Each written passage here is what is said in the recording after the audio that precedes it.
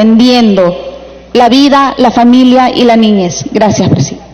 Muchas gracias, congresista Cuadros. Tiene el uso de la palabra el congresista Juan Carlos González.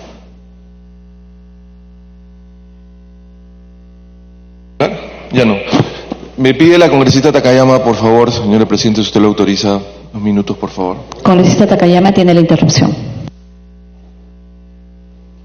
Gracias, presidenta. Buenas tardes con todos. A través suyo, saludar a los colegas congresistas y, por supuesto, a la señora ministra de Educación acá presente. Yo solamente quería hacer una pregunta a través suyo, presidenta, a la señora ministra. Si a la fecha se mantiene contrato entre el Ministerio de Educación y el señor Ronald Gamarra Herrera, el señor Carlos Rivera Paz, que también figuran como miembros de IDL, al igual que su señor esposo, el señor Jaime Márquez Calvo, lo cual, obviamente, señora presidenta, esto sería un conflicto de intereses por ser miembro de esta asociación. Espero que me conteste la pregunta. Muchas gracias. Gracias, congresista González. Gracias, congresista. Continúa en el uso de la palabra el congresista González. Muchas gracias, señora presidenta, ministra, congresistas, buenas tardes. Recordaba lo que he dicho, señora ministra, buenas tardes, nuevamente, lo que decía la congresista Cuadros. Yo recuerdo cuando usted se presentó con mucho orgullo, y eso la felicito, y se lo digo de corazón, que tenía usted una familia. Yo también tengo una familia. No saben cómo la adoro a mi familia. Y por eso estoy aquí, por mi familia. Soy un defensor de la vida y la familia. Eso es la formación que mis padres me dieron a mí. Otras personas tienen otra formación, tienen otras creencias, a algunos les gusta el chifa, a algunos les gusta el pollo, algunos son de la U, otros de la Alianza. Cada uno en la vida escoge su visión y su camino en la vida. Yo, por recomendación de mis padres, por formación de mis padres, escogí el tema de la defensa de la vida y la familia. Y yo también le he transmitido ese ADN espiritual a mis hijos. Y me siento muy orgulloso de eso. Y estoy seguro que ellos lo van a dar a sus hijos. ¿Y por qué le comento esto, señora ministra? Porque recuerdo que cuando usted se presentó en la Comisión de Educación, nosotros le entregamos físicamente el informe que habíamos hecho. Un informe seguramente que era perfectible, evidentemente. De repente habían otros errores en la confección de los libros, pero se lo entregamos a usted, porque usted es responsable del sector, para que usted el día de hoy pueda exponer qué ha podido hacer, qué ha encontrado, qué análisis ha visto, y no solamente referirse a las preguntas. Ese comentario quería hacerlo antes de mi intervención. Quisiera, señora presidenta, que usted me dé 1 minuto, por favor. Son 30 segundos en realidad, porque ha cortado el video, donde ayer el señor Premier visitó a la ministra de Educación a darle su respaldo. Solamente me voy a referir a 30 segundos que yo he editado, por favor. Autorizado. Gracias. Nosotros no somos la resistencia, nosotros somos el cambio.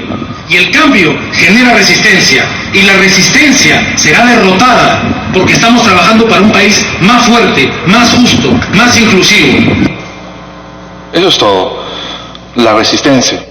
Me hace acordar a una película, a una serie que daban en Canal 4 en ese tiempo, cuando venían seres interplanetarios y salían el grupo de la resistencia, de los terrícolas que sobrevivían. Bueno, si es por eso, soy parte de la resistencia. Pero ahora me voy a hablar, quisiera por favor que muestren la línea de tiempo de gestiones que voy a presentar, por favor. Autorizado. Como ustedes pueden observar, tenemos la línea de tiempo de los 6 últimos ministros, desde Patricia Salas hasta la señora Flor Pablo. Desde el 2011 hasta el 2019, la suma del presupuesto modificado asciende a la suma de 106.561.047 puntos soles. Convertido al tipo de cambio 3.20 salen 32.3 billones de dólares. Acá tengo, no, de dólares. Aquí tengo un documento en el peruano, proceso presupuestario. ¿Qué cosa es una política pública? La política pública, voy a hablarme solamente un pedacito, significa crear valor público, crear bienestar para la sociedad, bienestar o estar bien. Con esa cantidad de dinero que ha tenido el sector educación, me puede decir con todo respeto, por eso que yo le dije a la señora ministra con todo respeto, ella no debe estar ahí sola. Debería estar no solamente el señor Premier, debería estar el señor Alfaro, la señora Martins, el señor Saavedra, la señora Salas y el señor Becher también debería estar ahí sentado.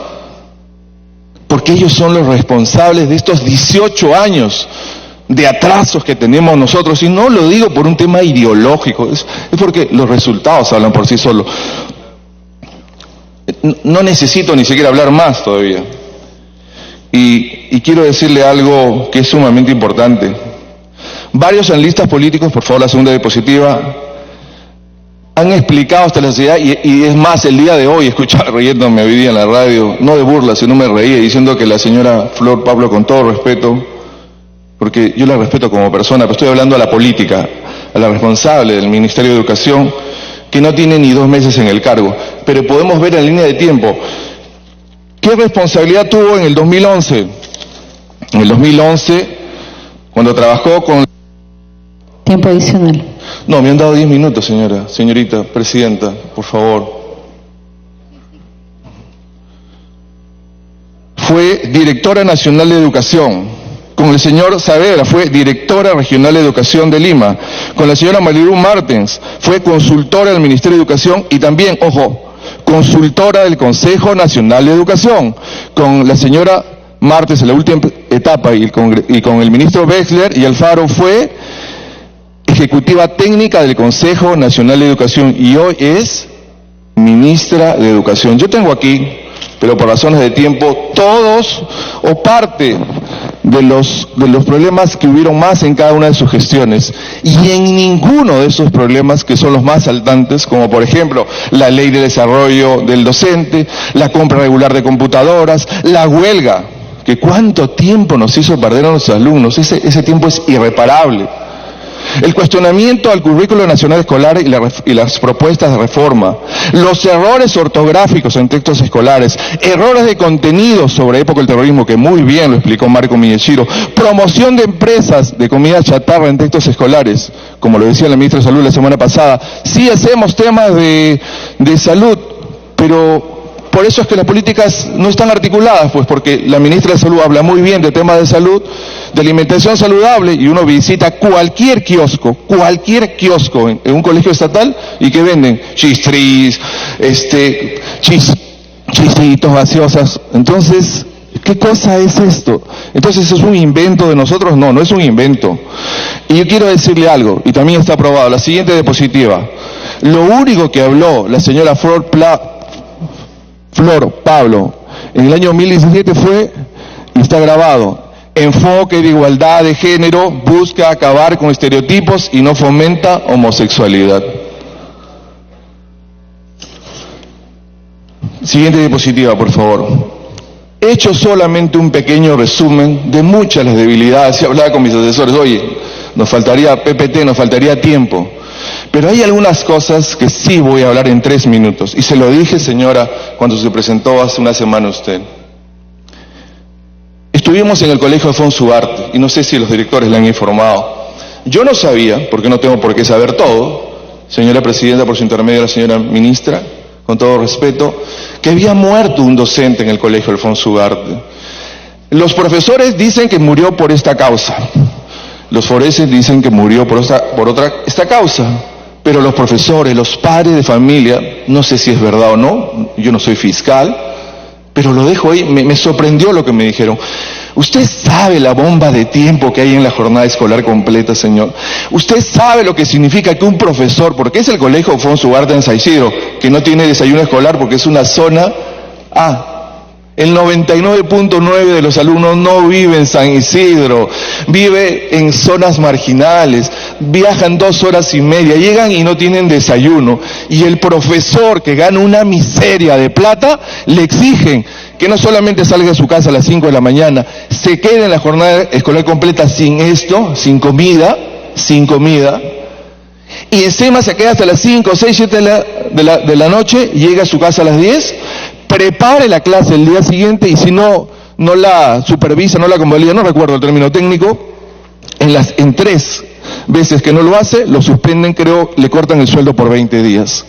Y me dije, Señor, me dijo, nosotros ya no podemos seguir así en esta situación. Nosotros ganamos una miseria de plata. Y eso todo el mundo lo sabe, no es nuevo, eso tiene más de 30, 40 años. El magisterio siempre ha sido marginado y mal pagado, eso es histórico. Pero dígame, ¿y el presupuesto que tenemos? Y los 32 billones de dólares que hemos tenido en los últimos 18 años, ¿dónde están? ¿Qué valor público hemos creado? Y ahora voy a hablar, porque aquí acabo de imprimir, ¿qué aprendizajes logran nuestros estudiantes? Esto es de ustedes, del Minedu 2018. La siguiente diapositiva, por favor. La siguiente, después retrocede, por favor.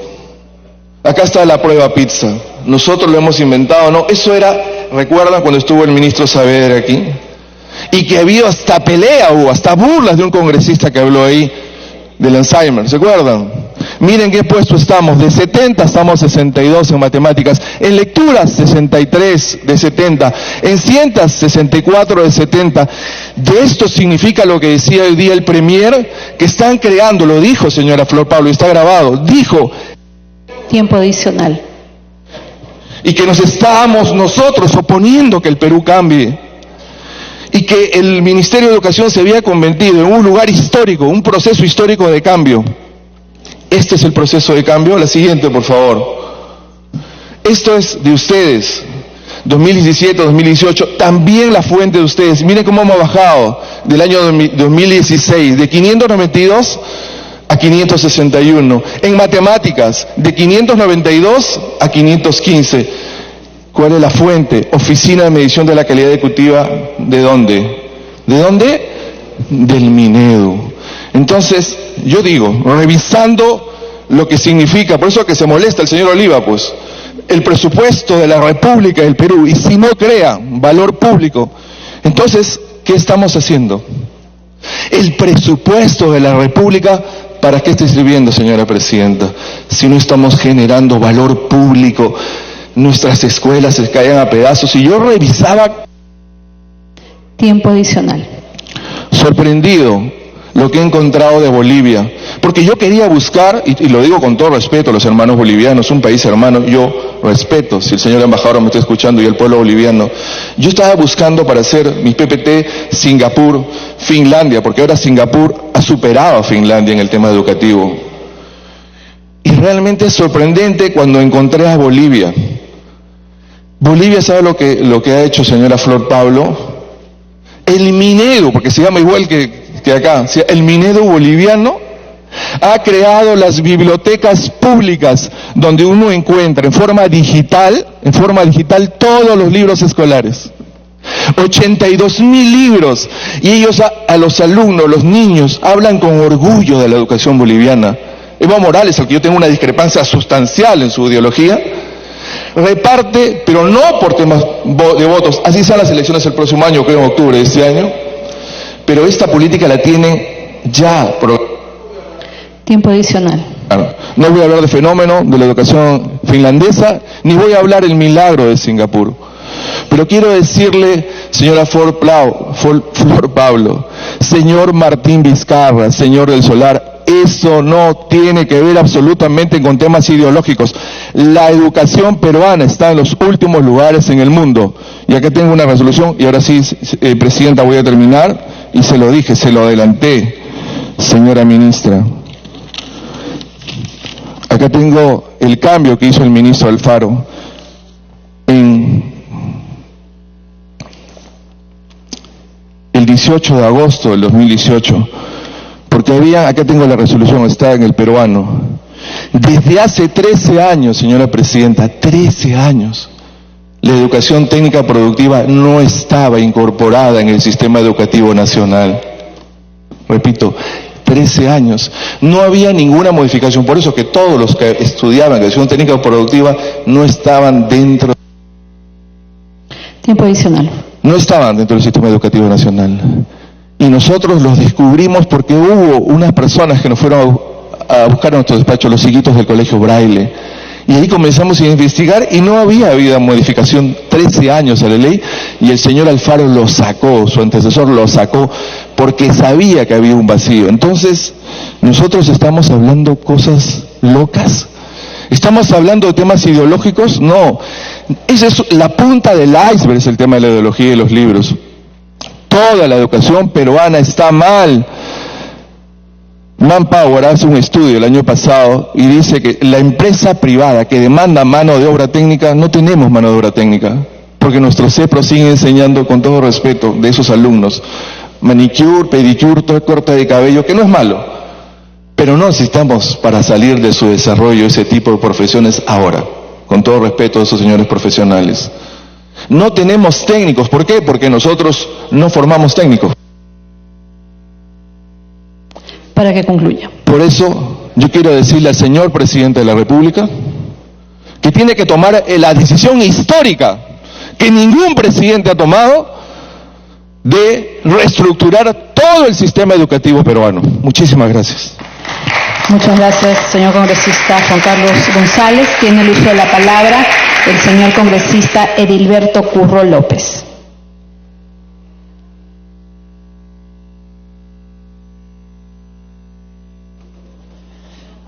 Gracias, presidenta. Yo tengo que decir también lo que tengo que decir. Lo más notable de esta interpelación a la señora ministra de Educación tiene carácter político. Promovida por los sectores religiosos como Agua Viva, Movimiento Misionero Mundial, algunos sectores del catolicismo. Promotores, con mis hijos no te metas. Es así, el objetivo principal de esta interpelación tiene fines políticos, con la finalidad de consentir a la población peruana, con la finalidad de manipular la conciencia del pueblo y de esta manera capturar de repente el poder político a nivel nacional, tener ese interés de llegar a la administración del Estado. Eso ha pasado en América Latina. Ejemplo tenemos con claras evidencias, como en los países de Guatemala, Panamá, Colombia, Costa Rica y últimamente en Brasil, con el señor Bolsonaro, que han salido de los sectores más reaccionarios. Presidenta, considero en este pleno y pongo en consideración de los colegas de que la constitución política del país, en su título 1 de la persona, mejor dicho, en su capítulo 1, derechos fundamentales de la persona, artículo 2, inciso 2, dice: a la igualdad ante la ley. Nadie debe ser discriminado por motivo de raza, origen, sexo, idioma, religión, opinión, condición económica o de cualquier otra índole. Si estamos cuestionando la situación de igualdad de género, tal vez confundiendo con ideología de género, entonces hay que cuestionar a quienes han elaborado la Constitución del año 93. Entonces, y no cuestionar los lineamientos políticos del Ministerio de Educación.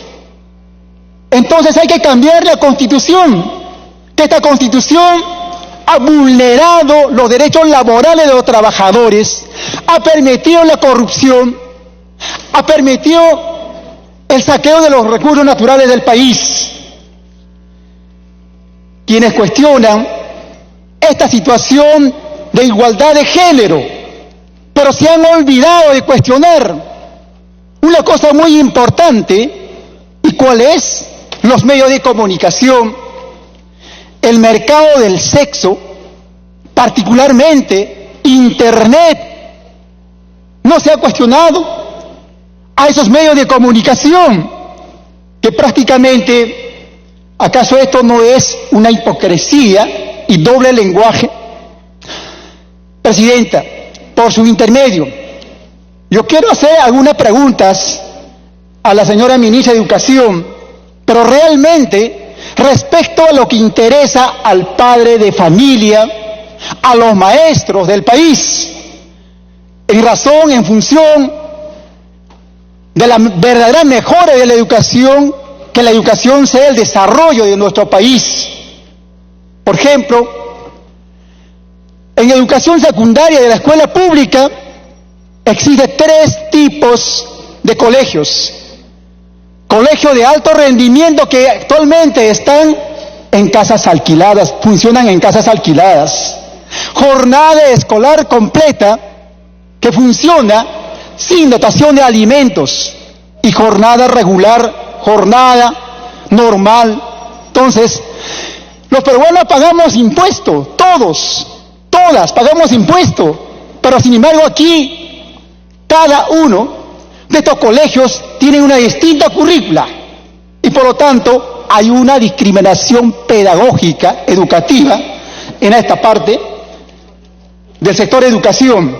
Y también, ¿qué está pasando con educación intercultural bilingüe? En la actualidad ha traído problemas, este año ha traído problemas, ha distorsionado la contratación. Tiempo adicional. Gracias, presidente. Y también, ¿cuál es el balance de la Ley General de Educación 28044? El verdadero balance. Y también aquí yo quiero decir lo siguiente, hay tantas cosas que hablar. El Ministerio de Educación ha convocado plazas de educación física a 3 horas en primaria, pero sin embargo no contratan hasta el momento a profesores de educación física por falta de presupuesto. Esta es una improvisación que están reclamando los profesores de educación física, que ya contrate el Ministerio de Educación. Y también, por su intermedio, presidenta, a la señora ministra, el pago de la deuda social en realidad no es deuda social, es el robo de la remuneración a los maestros. Hoy por hoy los maestros están reclamando de que esta deuda social se pague vía administrativa, sin sentencia judicial. Tiempo adicional. Hay maestros que ya están jubilados, ganan 500, 600 soles. ¿Y cómo es posible que van a pagar a su representante legal, a los abogados? Y aquí está gastando tanto el ministerio en contratar procuradores como también los maestros en buscar su representación o a los abogados. Y la mejor revaloración que hay que dar a los estudiantes es dar mejores condiciones, más que todo la atención en lo elemental, infraestructura educativa, mobiliario escolar. Hay buen porcentaje de colegios a nivel nacional están abandonadas. De igual manera, ¿no? Dar la revaloración a la función docente es dar la oportunidad de que los maestros ganen bien, con la finalidad de que exclusivamente se dediquen a la labor pedagógica y no estén buscando la complementación económica para el hogar. Por eso los maestros reclaman que sea un acuerdo. Tiempo adicional. El sueldo mínimo equivalente a una UIT. Y también, ¿qué está haciendo el Ministerio de Educación de la lucha frontal contra la corrupción que se ha institucionalizado en las UGELes, en las direcciones regionales de educación? Hay evidencias, pero no se hace nada. Ahí tenemos claras evidencias, como por ejemplo en Piura, en Apurímac, en Cajamarca y entre otras regiones.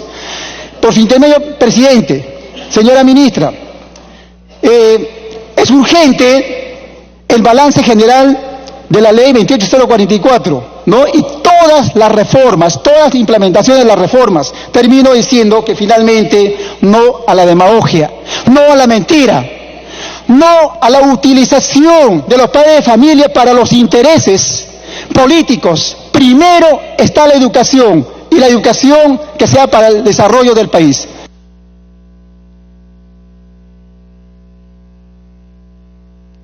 Tiene la palabra la congresista Marisa Glave.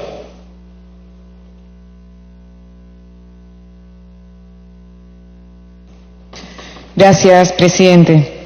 A través suyo, un saludo a la ministra. Presidente, hay un conjunto de cosas que se han dicho hoy día que son inexactas y que tenemos que aclarársela a los padres de familia. Se ha dicho hoy día que en los textos escolares, que si uno abre el texto escolar, uno lee sobre sexo anal, sobre masturbación, sobre sexo grupal, y eso no es verdad. Se ha citado la página 82. Acá está. Hay un link, sí, hay un link, pero no está en el texto. No es real que esté en el texto. Se ha dicho acá que recién se está intentando implementar una ideología de género basado en 3 pilares: el de la identidad de género, el del enfoque de género y el de la orientación sexual. Y ya lo mostramos. Esos 3 elementos están desde los 90 en las guías para los docentes, en la época del señor Fujimori.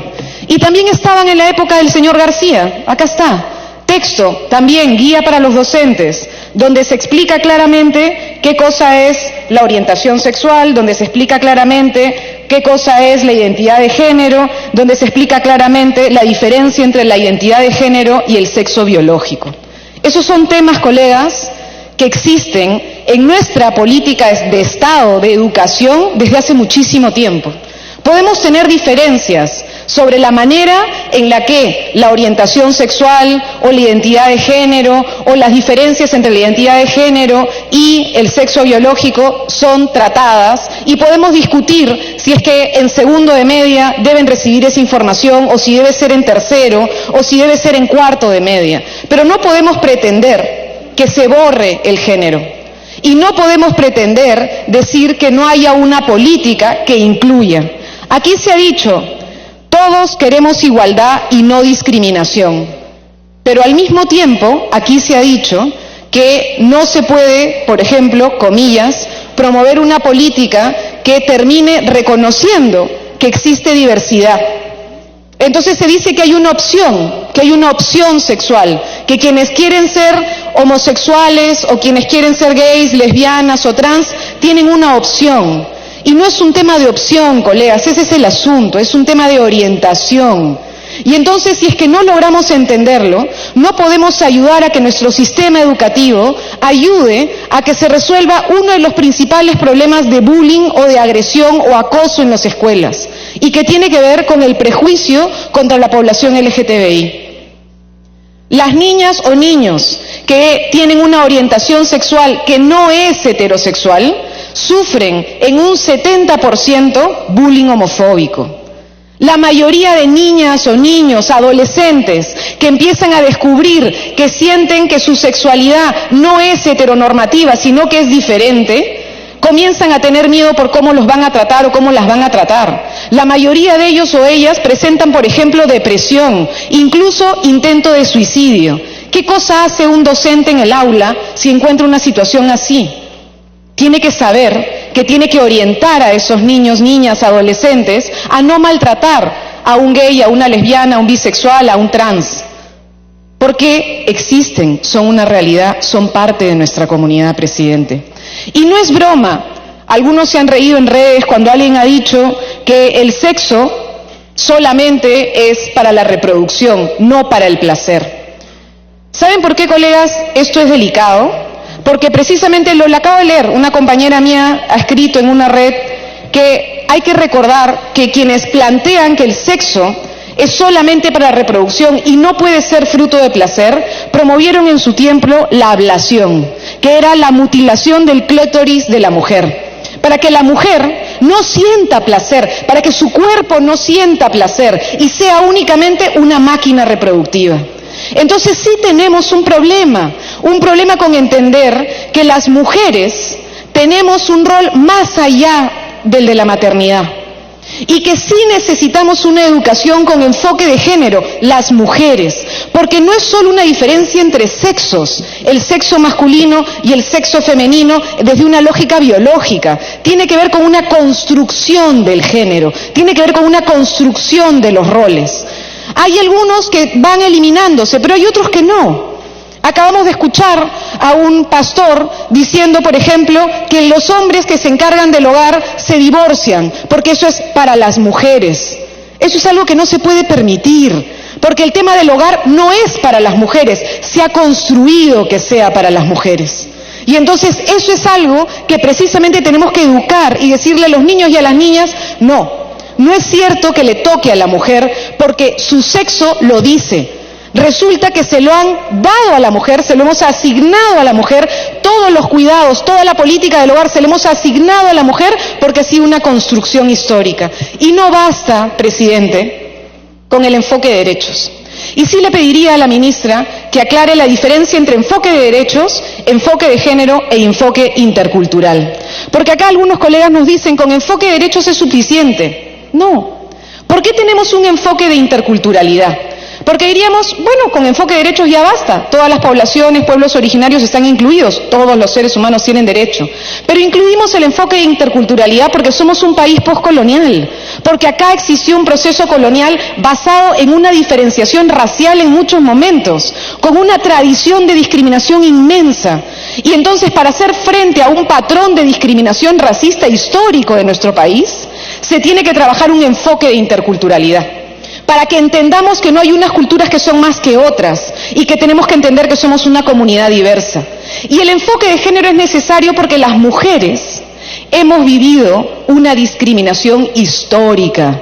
El sistema patriarcal y el machismo existen hace muchísimo tiempo y enfrentar la desigualdad de poder que ese tipo de patrón ha representado requiere un enfoque específico en la educación y por eso es que hay que defenderlo. Hay que defenderlo porque no podemos seguir teniendo la cantidad de niñas que tenemos siendo madres. Porque tienen que ser niñas, no madres. Porque no podemos seguir viviendo en una sociedad de violencia permanente. Porque no podemos seguir teniendo la cantidad de feminicidios que tenemos. Porque no puede ser que las mujeres salgan al transporte público y sean acosadas. Necesitamos educación que entienda que desde los niños la transformación requiere. Tiempo adicional. La educación es el elemento clave. No sirve que elevemos las penas, sirve en parte, sí, pero no va a resolver el problema, que metamos perpetuamente a la cárcel a todo el mundo. Necesitamos que la educación nos enseñe a que las mujeres no son objetos, a que las mujeres tienen integralidad y que pueden desarrollarse plenamente, a que podemos desarrollarnos sin que nos agredan, a que tenemos también derecho al placer y que también existen minorías, que también existen gays, lesbianas, bisexuales y trans y que no pueden ser discriminados. Ojalá, presidente, logremos que estos cambios que empiezan a tener nuestro país permitan una sociedad en igualdad. Gracias. Señores congresistas, vamos a suspender brevemente la sesión.